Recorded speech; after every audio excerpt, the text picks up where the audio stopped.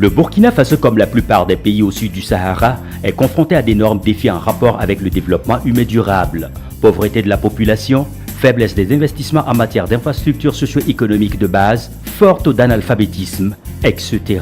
Pour faire face efficacement à un tableau aussi sombre, les appuis devront venir d'horizons divers pour soutenir les efforts de l'État burkinabé.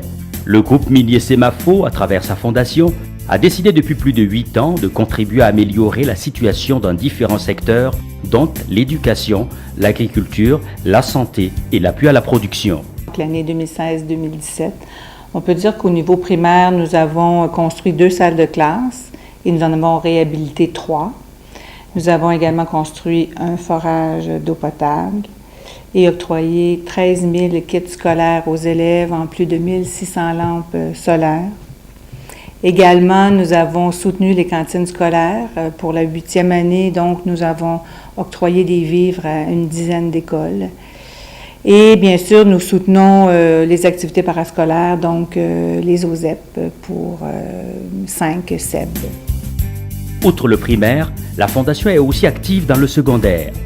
Un engagement qui s'est matérialisé par la construction d'infrastructures scolaires. En plus des salles de classe, la Fondation a équipé cette année les bâtiments en système d'éclairage solaire. Un bon point pour faciliter l'apprentissage des jeunes scolaires. Alors, au niveau secondaire, nous avons construit 8 salles de classe. Nous avons électrifié au niveau solaire, donc 4 salles de classe. Nous avons également octroyé un forage d'eau potable pour un collège d'enseignement général. Et pour les 2 niveaux, donc autant au niveau primaire que secondaire, nous avons octroyé 94 vélos, 60 lave-mains, 245 tables-bancs, donc, et 46 latrines. Donc, c'est beaucoup d'activités donc, pour l'éducation. On peut dire que nos activités ont touché près de 46 000 personnes, donc pour des investissements de plus de 195 millions de francs CFA. Notre choix donc pour un accompagnement majeur au niveau de l'éducation est dicté par notre conviction que c'est par une population, une jeunesse bien éduquée que nous parviendrons à relever les défis du développement. Alors, les mines sont des entreprises, j'allais dire, non durables. Les mines passent, mais les populations doivent continuer à vivre. Alors, la Fondation, avec l'éducation qu'elle porte donc aux populations, se dit qu'après même la mine, alors des populations suffisamment éduquées pourront se prendre en main. Et c'est donc ce qui justifie un tel appui si important de la Fondation au niveau du secteur de l'éducation. Inscrite parmi les 4 axes stratégiques d'intervention, la santé des populations fait partie des préoccupations de la Fondation depuis bientôt 9 ans. En cette année particulièrement, la prévention et la prise en charge des fistules obstétricales et du cancer du col de l'utérus chez les femmes ont constitué les interventions majeures de la Fondation Semafo. L'autisme, pathologie lourde qui touche les enfants et créant souvent le désarroi chez de nombreux parents, est également prise en charge. Au niveau de la santé, nous avons 3 projets, en fait. Le projet pour les enfants autistes, un projet qui soutient les femmes atteintes de fistules obstétricales et le soutien à la prévention du cancer du col de l'utérus. Donc, c'est des projets que nous soutenons depuis plusieurs années et nous concentrons donc sur ces trois projets-là au niveau de la santé. Au niveau des enfants autistes, nous avons une bénévole canadienne est venue donc prêter main forte pendant 5 semaines, former, soutenir les enfants. Nous avons également octroyé du matériel spécialisé. Au niveau de la prévention du cancer du col de l'utérus, en partenariat avec 3 associations, en fait, la SOGOB, FAR et DAIS, nous avons fait des campagnes de sensibilisation, de dépistage, donc au niveau du cancer du col de l'utérus. Et pour les fistules obstétricales, nous soutenons la Fondation Rama pour en vivre, pour aider ces femmes qui attendent des chirurgies ou qui sont tout simplement en récupération. Donc, au niveau de la santé, on peut dire que nos actions ont touché près de 810 personnes et nos investissements de près de 6 millions de francs CFA.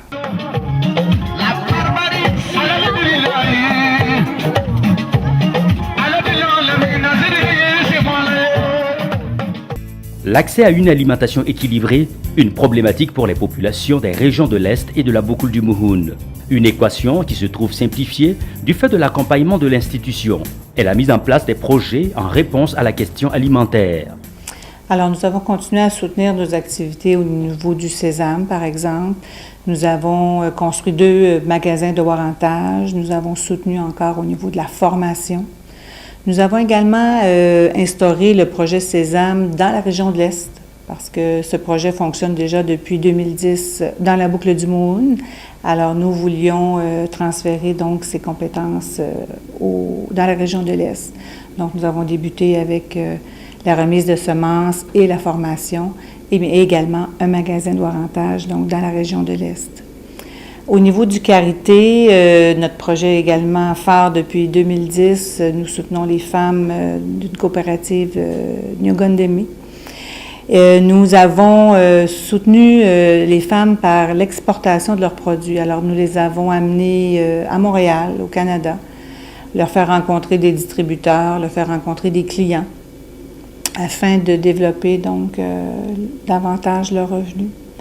Et également, nous leur avons octroyé du matériel pour fonctionner dans le centre. Au niveau de l'apiculture, nous avons cette année réaménagé le centre pour le rendre plus conforme aux normes hygiéniques nécessaires pour un centre d'apiculture. Et nous avons également formé donc le groupement, les membres du groupement au traitement du miel. Nous avons également innové avec la mise en place d'un projet d'aviculture. Donc, nous avons construit un centre qui peut accommoder 500 poulets.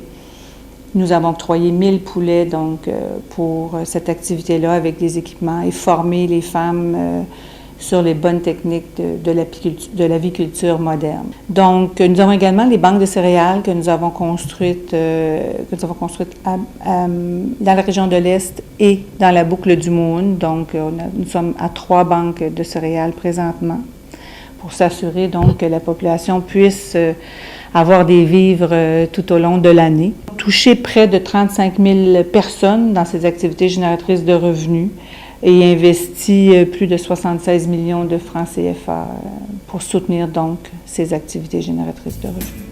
La question de l'hygiène et de l'assainissement est aussi une des préoccupations de la Fondation. Sur le terrain, l'institution pose des actes concrets. Au niveau de l'assainissement, pour nous, c'est une partie de ce qu'on appelle le soutien à la population, la production. Donc, nous avons un projet d'assainissement d'un village, par exemple, une brigade verte que nous avons formée et équipée pour s'occuper de l'assainissement du village. Nous avons également mis en place une adduction d'eau simplifiée de 5 bornes d'eau potable, avec 5 bornes, et construit donc 4 autres forages pour les villages de la boucle du Mouhoun et de la région de l'Est. Nous avons à l'intérieur de cette section également ce qu'on appelle la formation spécialisée. Donc, nous avons soutenu des adultes avec la formation en briques latérites, en mécanique moto et en français, parce qu'on veut s'assurer que la population puisse bien parler français, surtout avec la venue d'une nouvelle mine donc à la région de l'Est. On voulait leur donner la chance d'avoir des emplois donc à la mine. Alors, également, dans ce volet-là, on a les plateformes multifonctionnelles. Alors, on soutient 10 plateformes dans la boucle du Mouhoun, donc 10 groupements de femmes, c'est des activités que pour les femmes. Donc, on a fait beaucoup de formations cette année pour s'assurer que les plateformes fonctionnent bien, parce qu'il y a toujours des petites lacunes dans des groupements. Donc, ça a été une grande partie de la formation. Et également, cette année, nous avons construit 169 latrines dans un village qui a été déplacé dans la région de l'Est. Des latrines spécialisées qu'on appelle EcoSan, qui va permettre l'hygiénisation et la fertilisation des terres.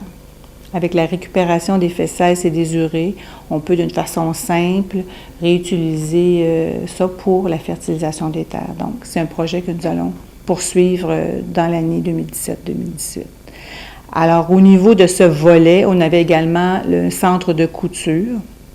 Nous avons construit un bâtiment et formé donc 12 personnes qui ont maintenant fabriqué des tenues pour les employés de la mine de Semafo. Donc, 900 tenues ont été déjà effectuées.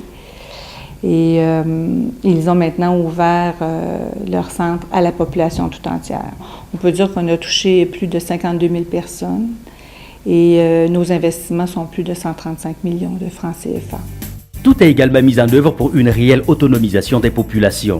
Un mécanisme a été mis en place à cet effet. Il s'agit à terme de permettre aux bénéficiaires de pouvoir gérer leur quotidien sans avoir besoin de tendre la sébile. Et c'est à ce prix vraiment que nous attendrons le développement tant attendu. Et il faut qu'on sente leur présence, leur implication, que les populations prennent en main les projets que nous apportons, que nous venons faire avec eux.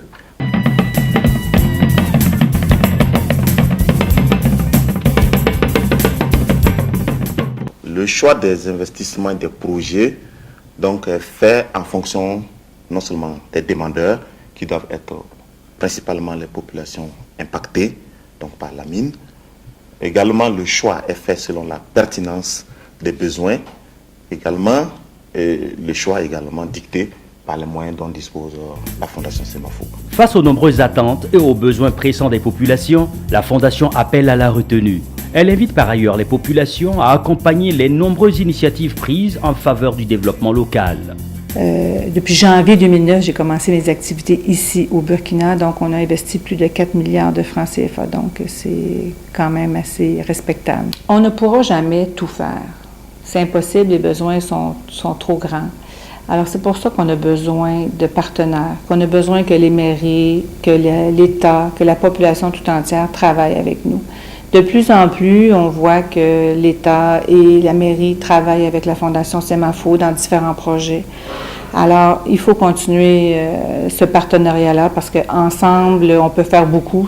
Seulement la Fondation, on peut faire qu'un petit bout. Donc, on se pose des questions sur le statut réel de la Fondation Semafo. Face à ces récriminations, la réponse de l'institution est sans appel. Nous avons entièrement les mains libres pour travailler sur le terrain. La Fondation est accréditée Imagine Canada, qui est une accréditation qui montre que l'ONG a une certaine liberté de fonctionnement. Nous avons des suggestions de projets qui nous parviennent, mais nous avons la liberté de choisir, selon la pertinence, selon notre jugement, les projets les plus appropriés pour l'accompagnement des populations. La mine, je dirais même, finance à plus de 90% la Fondation Semafo, pas seulement 50%.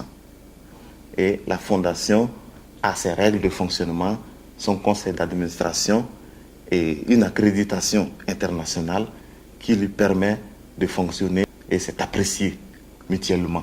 Pour la seule année 2016-2017, ce sont au total 419 millions de francs CFA qui ont été injectés par la Fondation dans ces zones d'intervention que sont la Boucoule du Mouhoun et l'Est du Burkina. Une politique qui permettra aux populations de se prendre en charge afin de faire de ces hommes et femmes des artisans de leur propre développement. L'espoir d'une vie meilleure doit être offert à tous.